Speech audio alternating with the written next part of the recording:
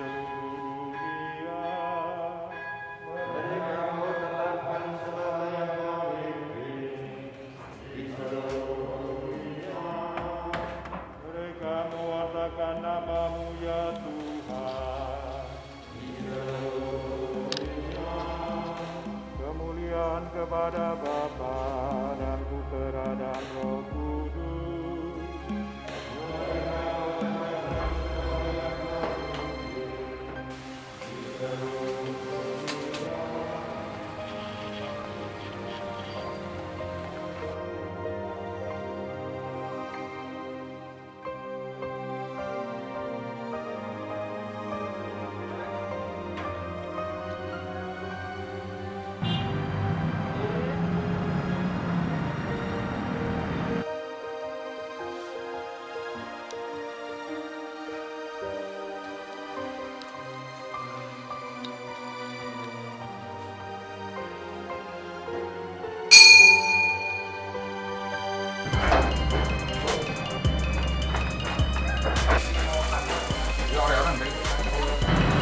Selamat pagi, Pak.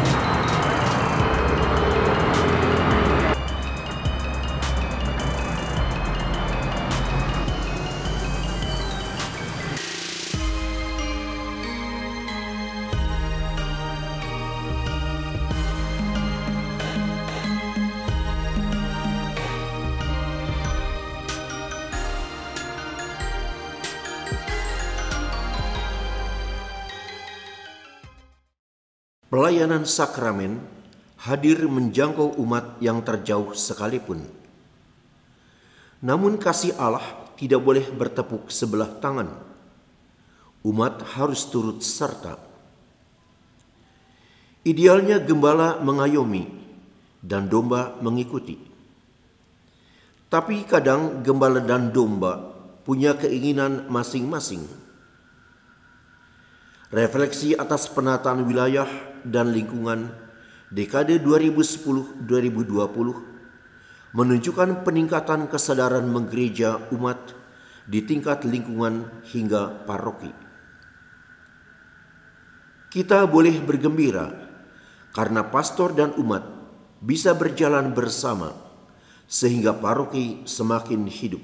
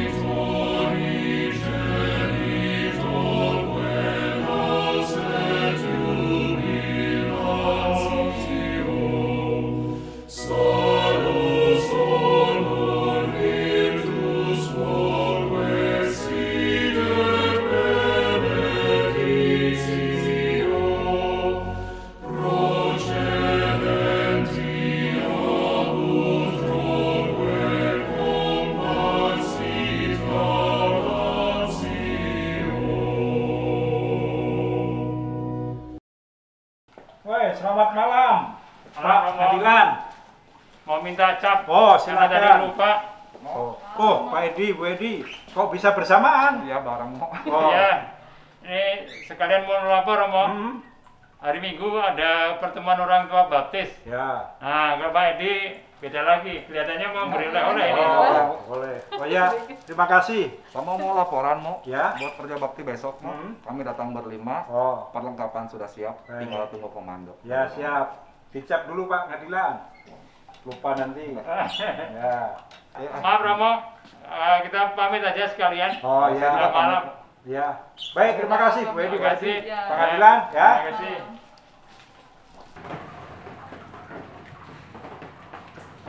Horas Mujia Roma. Horas, Maju Jua, apa kabar Pak Munte? Baik Roma. Baik, mari silakan masuk Pak. Ya, Roma.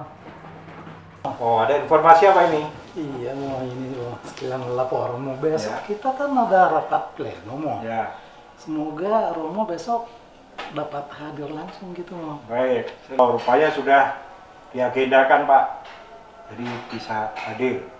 Terus agenda rencana? Itu mau melanjutkan waktu kita rapat DPH kemarin. Romo kan ada rencana bahwa semua aktivitas yang selama ini terpusat di paroki secara bertahap, terutama yang mengenai OMK dan lain-lainnya itu akan diserahkan ke wilayah gitu mau. Oh, baik. Lebih baik nanti kesempatan bagus. Pleno ini saya akan menjelaskan bahwa kegiatan nanti akan dicoba dikembalikan, boleh dikatakan, atau dipusatkan kembali ke lingkungan wilayah untuk memang bisa dilakukan itu. Supaya nanti lebih hidup dan banyak yang terlibat dalam lingkungan wilayah. Terima kasih untuk informasinya. Sampai ketemu besok, Pak. Siap mau. Ya. Baik mau. Izin pamit mau. Baik.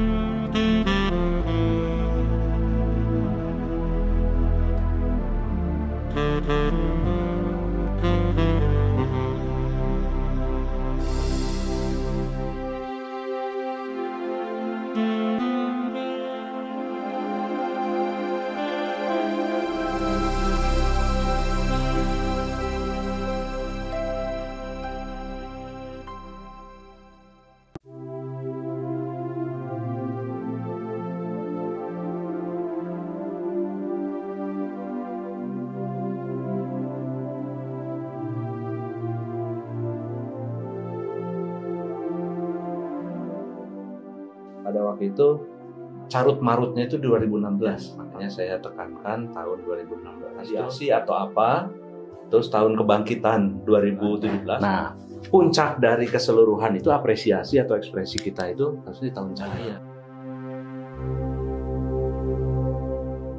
Pada waktu itu saya ingat ada keberatan-keberatan tersendiri, tetapi usaha dari DPH pada waktu itu pemekaran harus tetap untuk menunjang administrasinya. Tapi kalau soal kegiatan, silahkan ngegabung pun nggak apa-apa. Pada waktu itu, lingkungan wajib mempunyai nama pelindung ya. Dan pada waktu itu diusulkan kita semua punya cap yang akan dikeluarkan oleh paroki, biaya paroki untuk cap tiap-tiap lingkungan berdasarkan nama-nama. Nah, termasuk vandal-vandal. Sebetulnya dari gereja yang memikirkan soal efektivitas saja sebetulnya. Proses ini bukan proses pendek sih ya.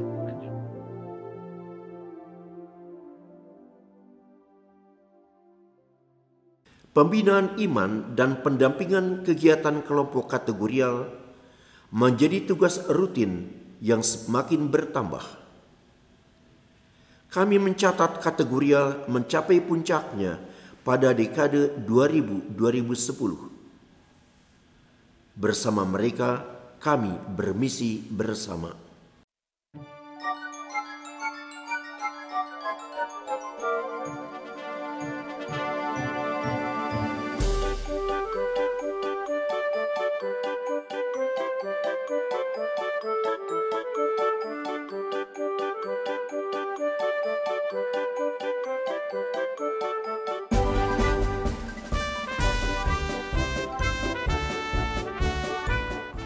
Kenal bro?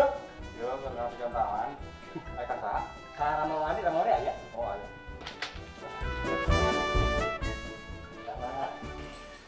Oh ayo dede, ayo naon dek? Iya Rama kapunten badai nyanggakan serat kangge ditabis kurang Surat non bayi itu dek? Iya Rama kangge perayaan ulang tahun Kang Iman ilahi Rama. Oh gitu. Nuhun. Sareng Rama kapunten Legio Maria periogi ruangan kangge rapat rutin Rama. Sareng PD PKKLG badai ngemutkeun Rama supados tahu kanggo janten panyatur ending sonten Rama. Enggak tuh, tapi isukan ingatkeun deui nya. Sumuhun Rama. Hatur nuhun Rama. Sami-sami mangga. Mangga.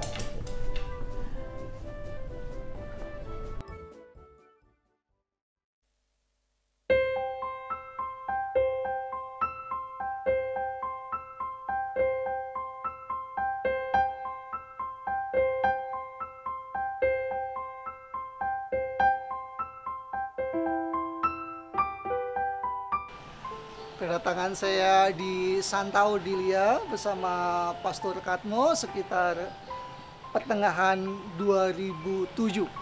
Saya dengan Pastor Katmo menghadapi DPP yang orang-orang baru, kami juga orang baru.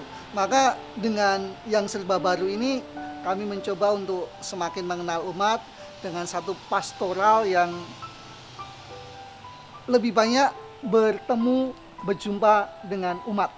Nah, salah satu yang kami lakukan adalah bagaimana kita berjumpa dengan umat, terlebih orang-orang yang tidak pernah ke gereja atau tidak bisa ke gereja, yakni orang-orang yang sepuh.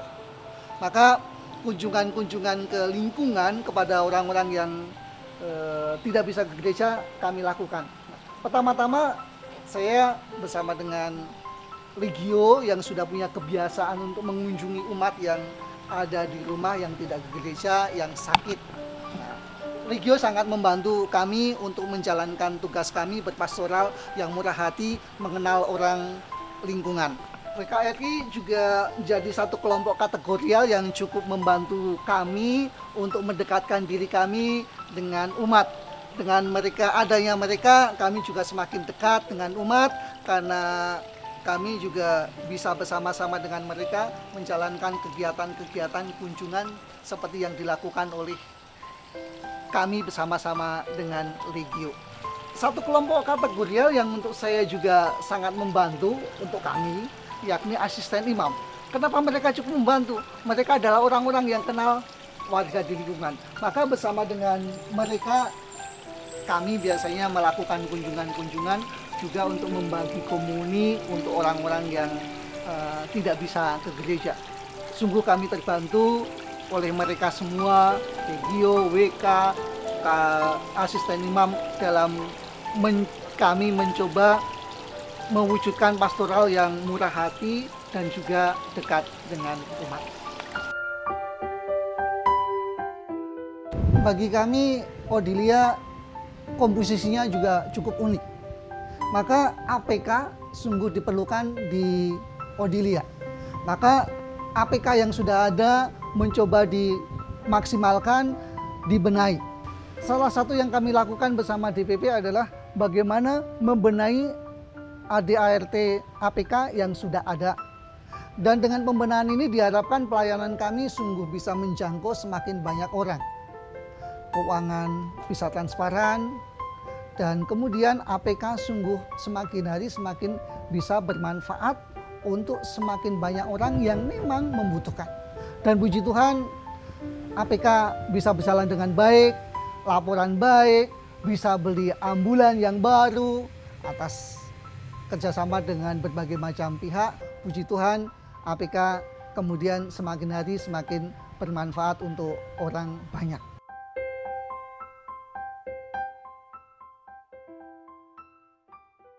Sejak tahun 1937, Suster-suster Cinta Kasih Carolus Borromeus dan Yayasan Camillus merintis dan mengembangkan karya sosial dalam bentuk Rumah Sakit Santo Yusuf dan Panti Wereda.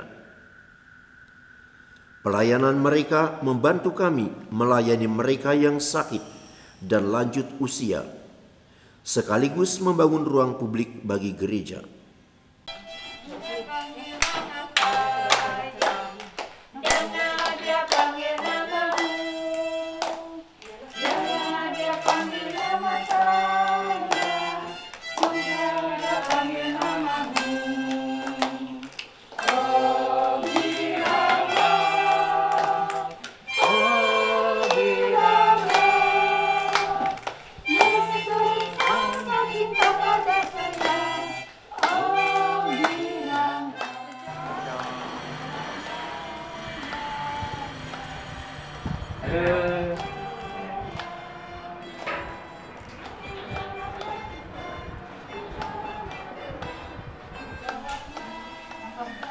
Selamat pagi, Selamat Suster. datang, Romo.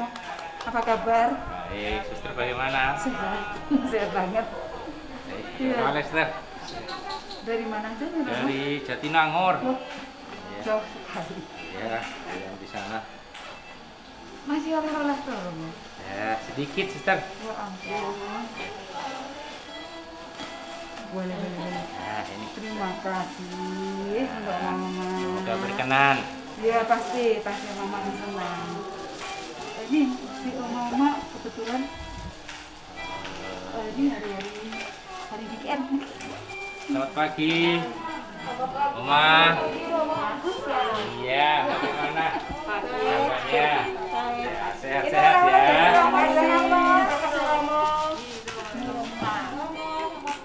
Selamat pagi semuanya. Ini ada Oma yang belum berani pakai hijab sehingga duduk dulu loh. Oh, Dulu. iya. Salah satu kegiatan untuk apalagi selama COVID ini. Selama COVID, si Oma kami mau mengikuti protokol, pakai masker, jaga jarak, juga alat makannya itu sendiri-sendiri loh. Oma Christine bisa laporkan ke Romo bahwa alat makannya sendiri. Oh ya, kami sadari ya pandemi diatur oleh suster, semuanya seluruh karyawan umat semua sendiri-sendiri. Ya, Suster, selama pandemi ini kami belum bisa melayani Ekaristi ya untuk oma-oma ya. Lalu nanti kalau memang ada yang mau sambut komuni ya, Romo Paroki mempersilahkan, silakan saja langsung ke gereja atau suster yang mau mengambil sakramen ya, gitu aja. Sudah boleh kamu? Ya, dari pihak panti sendiri begitu.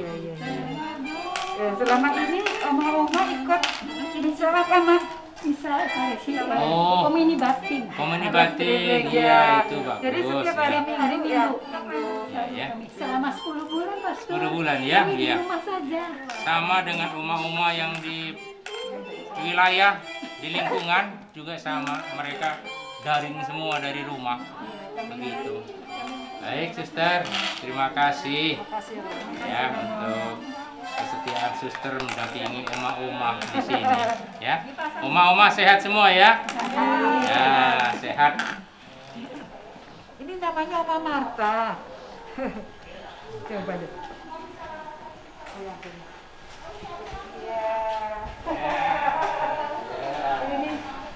Sehat ya, Oma? Kita dengar ini.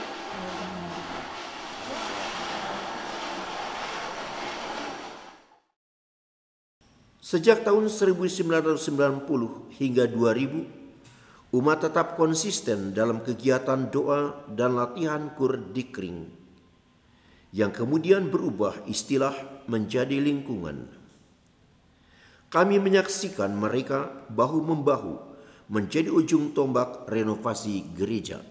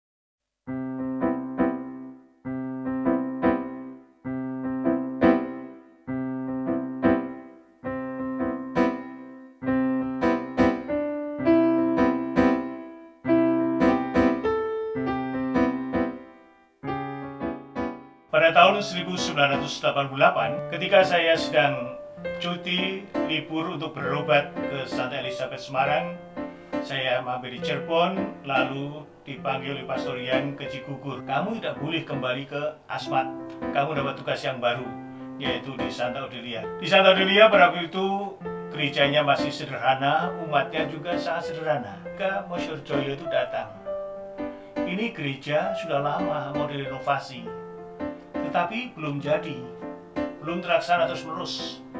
Kamu harus bisa melakukan itu. Akhirnya saya bersama-sama dengan tim membentuk panitia.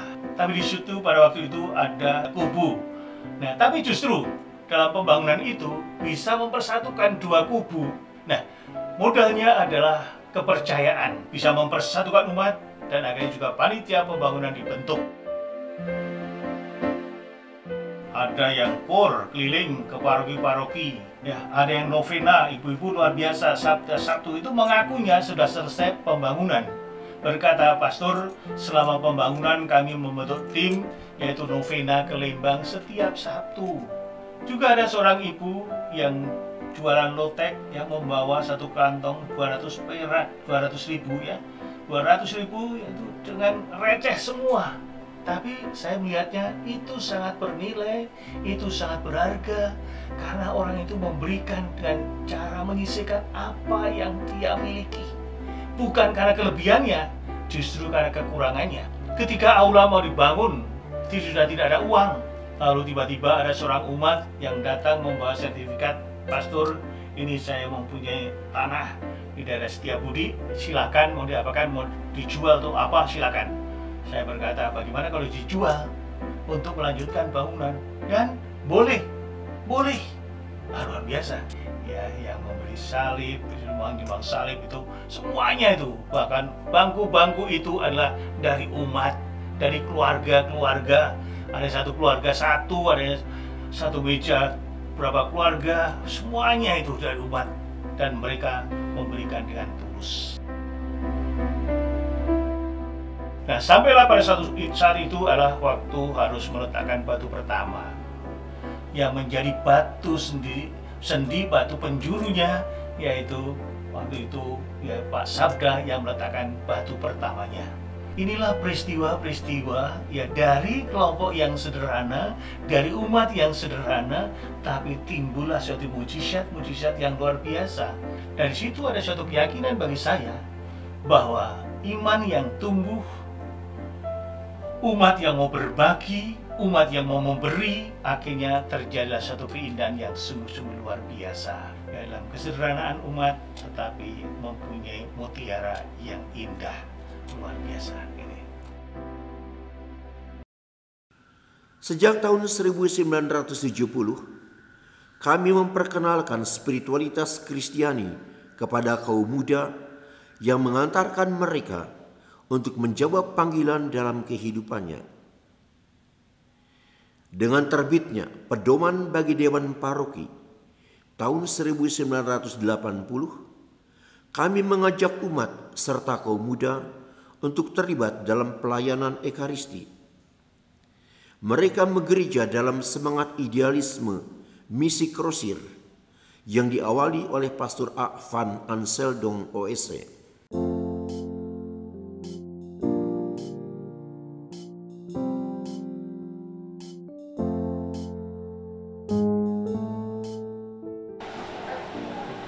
Selamat pagi Ibu, selamat pagi Kare. Pagi Selamat juga pagi, Romo. Sedang apa nih? Ini kita mau latihan Miss Dinar. Oh ya? Iya Romo, anak-anak Mas Dinar ini pada semangat banget. Mereka kan baru menerima pemuli pertama, Mo. Waduh, semangat menyala ya mereka ya. Betul Romo. Oh, siap. Terus sekarang mana mereka? Nah, itu anak-anaknya baru datang, Mo. Iya. Pagi Romo. Kare, Bu Evi. Pagi juga.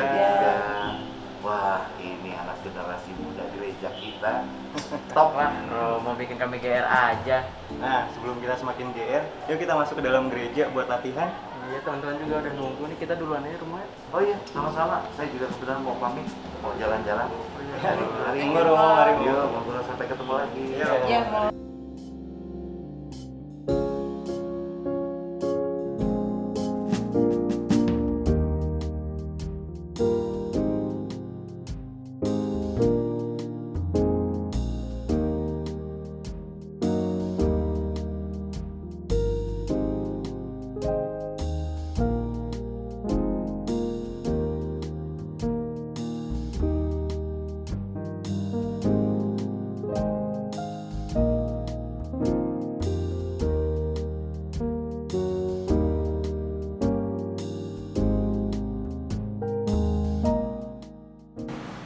Bapak Ibu, ini SK yang disampaikan dari yayasan dan saya akan menyerahkan kepada Pastor Pembina untuk dilanjutkan kepada anggota tim pemerhati yang baik. SK dan teman-teman mohon untuk diserahkan. Terima kasih Bu. Terima kasih.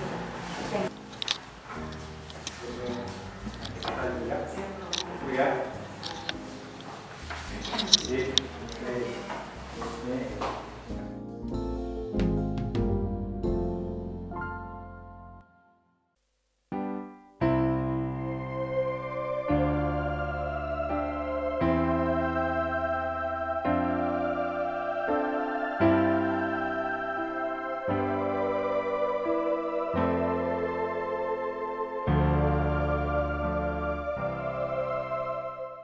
Tahun 1982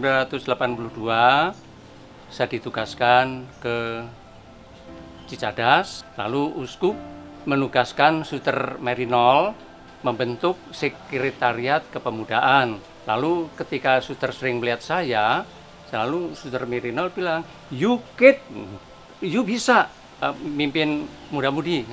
Lalu Suster Merinol bilang kepada Bapak Uskup. Bapak Uskup lalu datang berasa, Pastor Made, bisa. Nah mulai saat itu saya mulai berusaha, mulai mendekati anak-anak muda, mulai Isdinar dan sebagainya. Dan saya kenal. Kemudian gimana kalau kita jalan-jalan yuk? Kemana Pastor? Ya pokoknya jalan-jalan naik gunung. Nggak kuat. Alam moso nggak kuat. Ayo kuat jalan. Lalu pada saat jalan-jalan itulah sampai di atas, mereka duduk gitu melihat ke bawah. Lalu saya bilang, tuh lihat, kalau sudah di atas gitu rasanya kan segar semua toh, enak. Lihat itu ke bawah, indah, badan segar, pemandangan indah. Itulah satu simbol kehidupan kita. Naik gunung itu harus diartikan sebagai perjalanan menanjak menuju karir kita, menuju masa depan kita. Pada suatu saat malam-malam, gerimis, itu di depan pastoran ada anak, siapa ini? Anton Pastor. Oh Anton, lah ada apa hujan-hujan begini? Saya disuruh jemput pastor untuk katanya ada ini sembahyang rosari di rumahnya Ibu Wahono. Oh begitu, ya udah ayo. Nah udah pakai satu payung jalan. Mulai saat itu perkenalan pertama kali dengan Anton. Hendra dan Anton waktu itu masih kelas 2 SMP. Lalu suatu saat pagi-pagi waktu itu Anton dan Hendra lagi duduk-duduk di temperan di dekat jendela begitu. Lalu saya bilang, "Ton, kalau kamu nanti mau masuk seminari, kelak kalau kamu jadi pastor, kamu akan dapat kuliah di Leuven loh. Kamu pinter loh. Hendra, kamu nanti kuliahmu di Roma, tapi saya percaya nanti Hendra urusan kitab suci. Suatu saatnya selesai SMP, Anton, saya datang, orang tuanya saya datangi. Bu, bagaimana kalau si Anton masuk seminari? Enggak, nanti aja. Kalau sudah SMA nanti malah nggak ada panggilan. Saya doakan, saya akan selalu berdoa, pasti Anton nanti jadi uskup. Ya udah, kalau gitu terserah. Kalau Pak itu nanti tanya aja sama anaknya mau nggak. Nah, itu saya tanya, Anton mau. Bagaimana Hendra? Mau? Ya kalau ada Anton mau, jadi berdua nanti. Oke. Udah berdua akhirnya masuk. Rencana waktu itu mau saya antar, ternyata keluarga yang mengantar. Bagus. Pernah tahun 1985 di ITB akan mengadakan lomba paduan suara seluruh kota Bandung.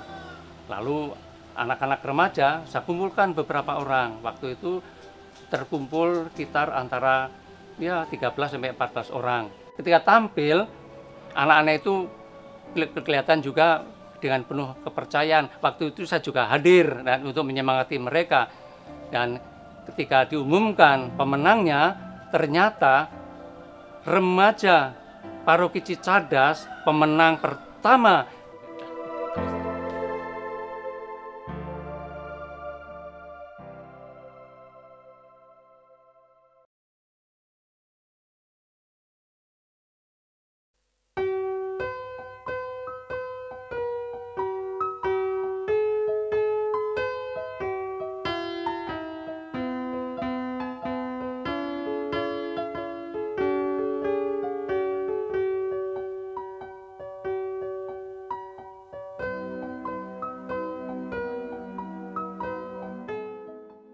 Waktu saya kecil itu sudah ada bentuk kering. Kalau sekarang kita menyebutnya lingkungan, cukup banyak Legio Maria. Salah satunya Legio Maria Presidium saya waktu itu, Presidium Ratu Para Saksi Iman.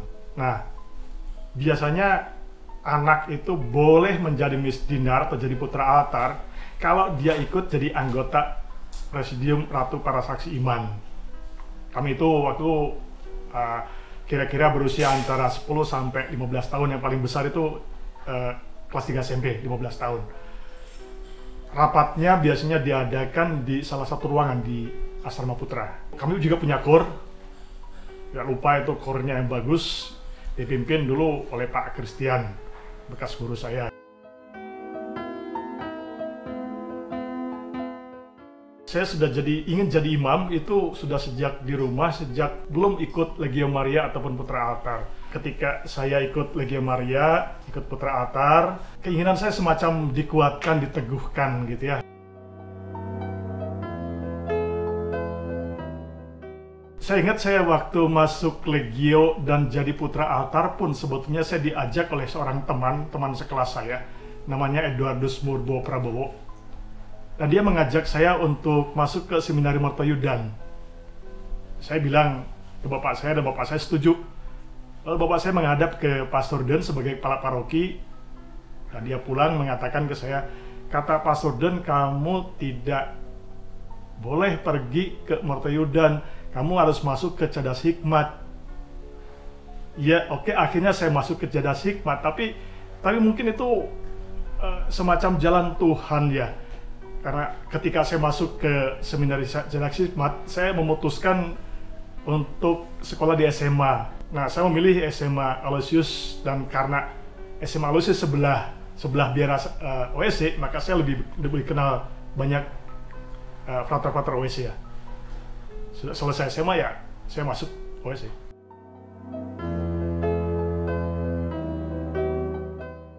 Dulu Cadas Hikmat itu lokasinya di kompleks rumah sakit. Itu kemudian seminari pindah ke Lembang, lalu ke Jalan Pasir Kaliki, kemudian juga ke Jalan Bindu, ke Jalan Gudang Utara, dan sekarang di Buah Batu begitu ya.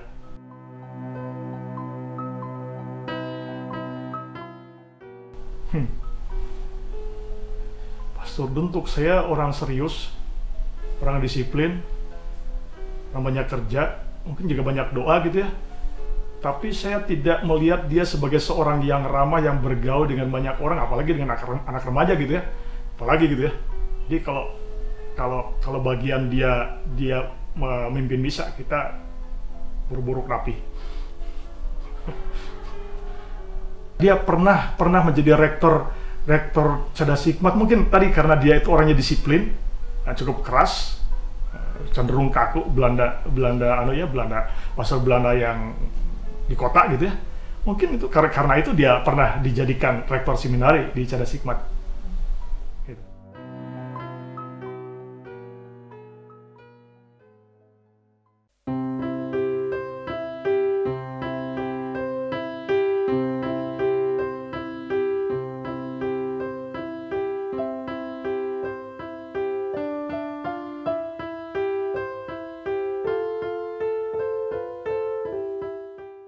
Saya orang Cicadas asli. Saya dilahirkan di Rumah Sakit Santo Yosef pada tahun 40 dan rumah orang tua saya di Jalan Cikutra 51A. Pada waktu saya dilahirkan sampai dengan tahun 50 ada rumah sakit, kemudian gereja. Dari rumah sakit ke rumah saya kebanyakan sawah. Saya lihat itu gerejanya tuh kecil, mungil, mewah. Mungkin baru satu-satunya gereja di Uskupan Bandung yang disesuaikan dengan adat Indonesia. Di sekitar itu selain ada rumah sakit dan juga rumah sakit bersalin, ada biara para suster CB, perawat bidan, itu juga ada rumah bagi orang-orang yang akan membutuhkan sekali di situ. Sebelah ke sana lagi ada sekolah, baru ada Cadas Hikmat yang nanti saya akan masuk. Kalau ada perayaan Ekaristi Kudus setelah Paskah, itu meriah sekali, ada prosesi yang besar sekali. Itu saya masih teringat sampai sekarang dan saya merasa membuat saya tertarik untuk menjadi imam. Orangnya gemuk, lalu juga kelihatannya galak, tetapi orangnya sebetulnya baik dan ramah sekali. Nah, dia sering mengunjungi rumah orang tua saya karena pada waktu itu Pastor Reimakers mungkin belum bisa bahasa Indonesia.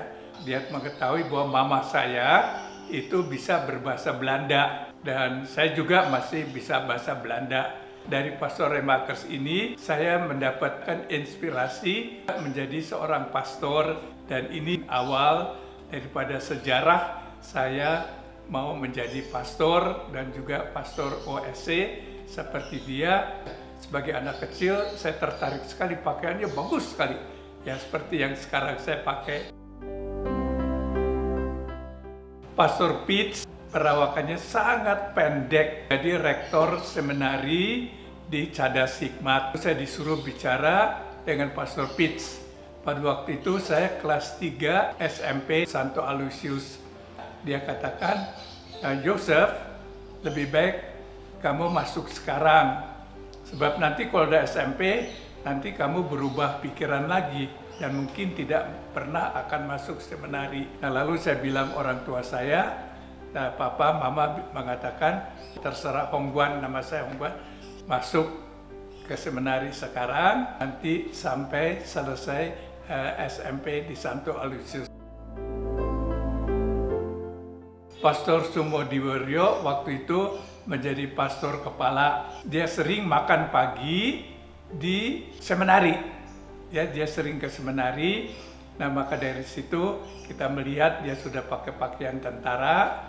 Pada waktu saya masuk tahun 55 di Cadas Hikmat, dia sudah menjadi letnan kolonel dan oleh karena saya udah bisa nyetir sedikit, mobil jeep militernya dia saya bawa ke depan sehingga dia langsung bisa pergi. Dan sebagai pastor paroki, dia cukup baik tapi juga galak.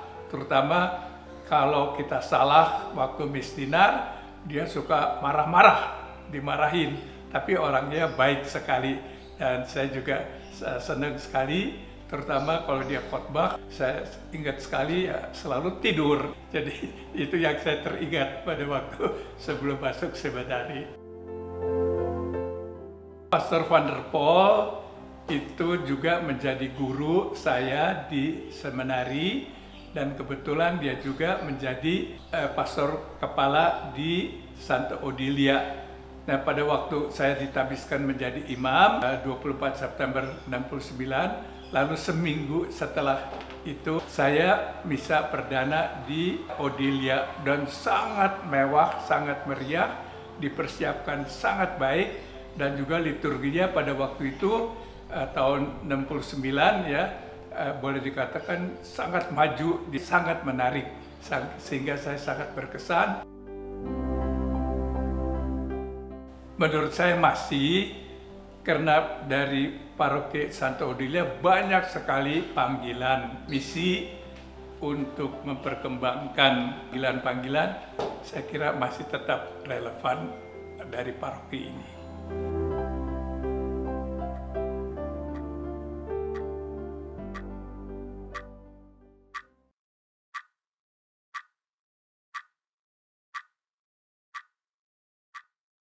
Wah, ini ada kopi enak nih. Wah. Nih, kopi enak nih, kita cobain ya. Nah, cocok itu. Coba dulu. Yo. Ini. Banyak bikin. Wemo. Kop. Nah, mantap kayaknya nih. Sedikit aja. Iya, aturmu. Banyak. Ya, terima kasih, Mo. Ya, mari kita minum. Cocok. Enak ini. Mantap. Aduh. Dari mana nih kopinya, Mo nih? Ini yang dia. Mantap. Gini, Mo. Dulu saya masih ingat ketika Romo pertama datang ke Cicadas. Saya berjalan bersama umat yang lambat, saya ikut lambat. Tapi ketika ada umat berjalan dengan cepat, saya pun ikut mengikuti dengan cepat. Maksudnya gimana itu, Mo? Nah, gini ya. Saya ketika hadir di sini, saya mencoba menyesuaikan diri. Saya nggak mau saya berjalan sendiri. Maka yang cepat, saya ikut cepat. Jadi nggak mungkin saya duluan, umat di belakang. Saya nggak mau tahu mau apa terjadi. Atau mungkin umat sudah di depan, mosok saya di belakang. Jadi prinsip saya menyesuaikan. Yang cepat, ayo kita cepat. Yang lambat yang menyesuaikan. Karena masing-masing itu berbeda kan. Seperti itu udah berbeda kan. Kamarnya, bajunya beda. Jadi saya menyesuaikan. Kalau suka rokok, saya merokok. Minum kopi. Kalau hidroponik. Ya, jadi prinsip saya gini lah, gampang ya. Kalau umat senang, saya bahagia. Wah.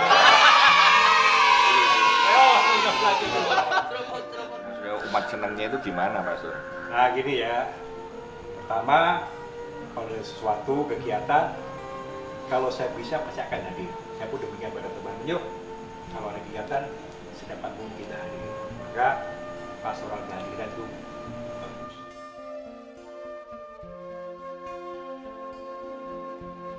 Jadi prinsip saya pokoknya hadirlah, gitu loh ya. Entah kita hanya mungkin menemani minum, tapi dengan kehadiran saya menjadi peneguhan sebetulnya. Kalau ada pelayanan sakramen terutama sambut baru, komuni, untuk anak-anak, kita pesan, seringkali pesan, kalau bisa pestakan mereka. Supaya jadi pengalaman indah, oh ya, saya diterima, saya disiapkan, saya dibuat senang. Ya.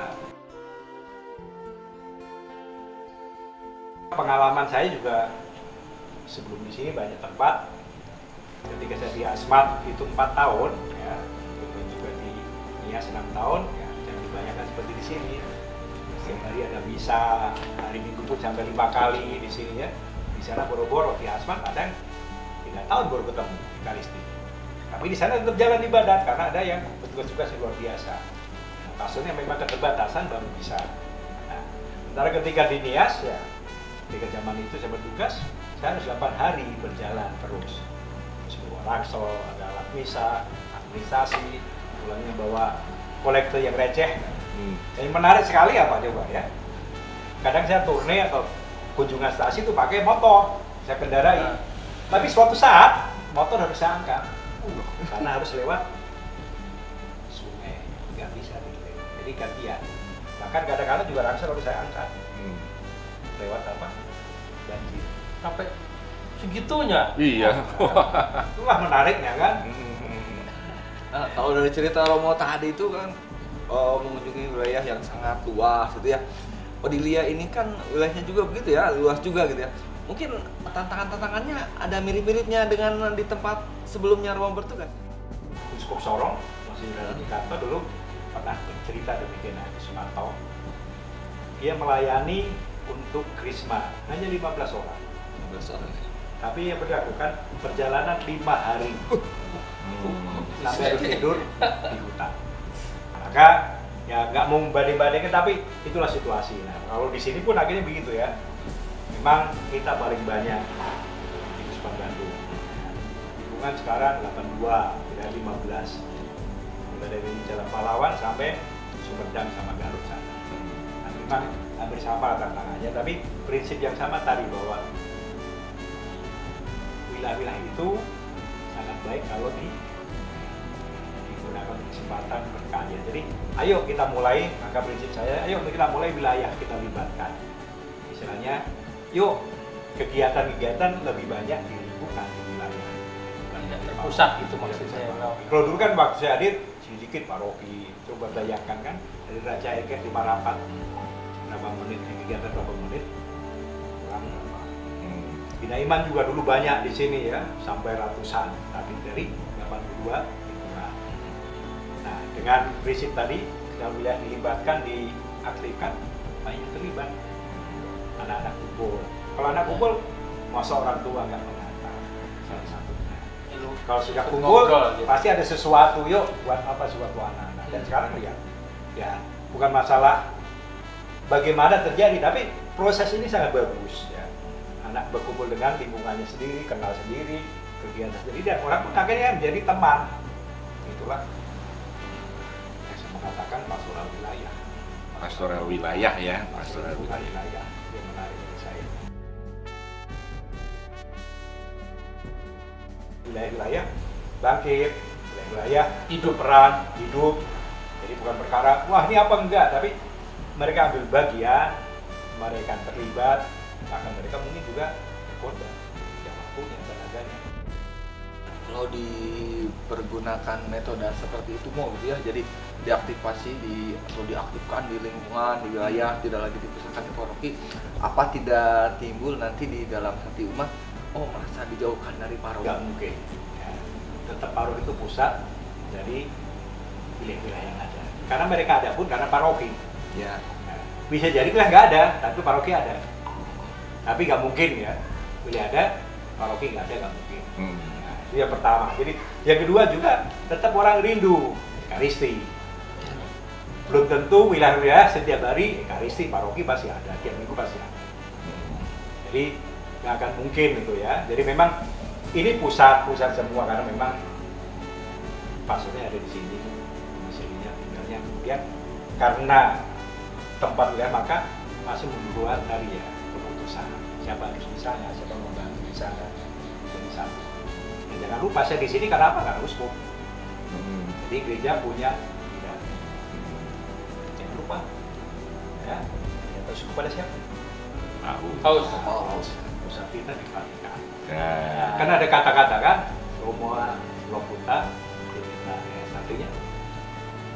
Apa ya? Kopi dulu.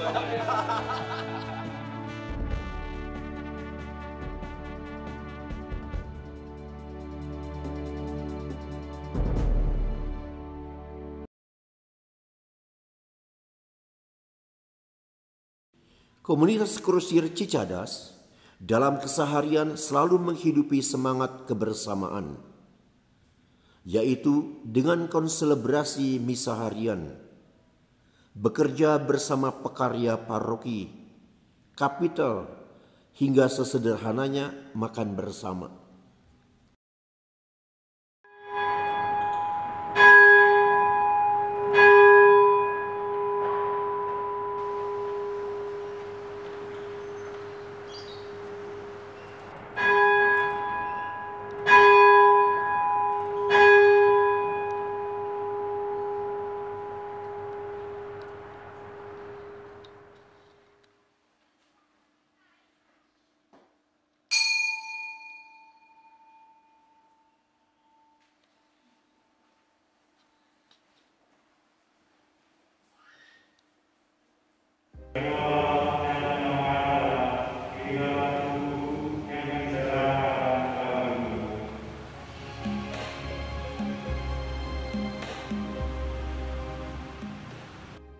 seluruh dunia.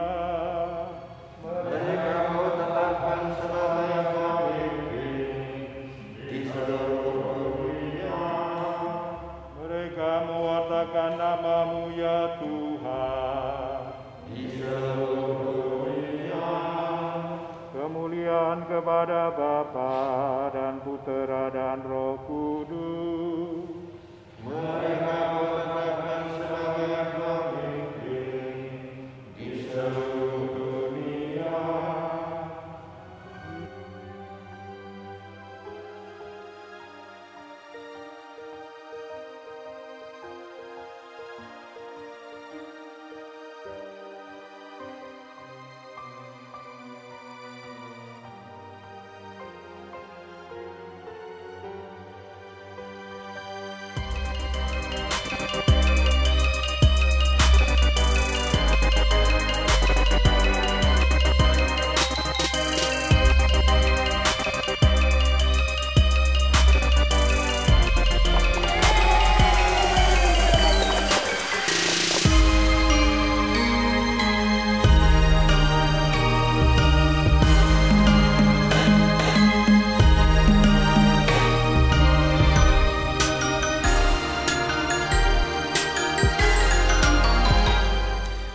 Prakarsa untuk hadir dan mengasihi menjadi tanda bahwa Kristianitas tidak tumbuh di ruang hampa.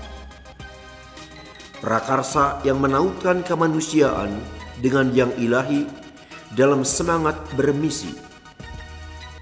Misi yang dibawa dan dipelihara oleh kita para krosir sejak menapakkan kaki di Cicadas.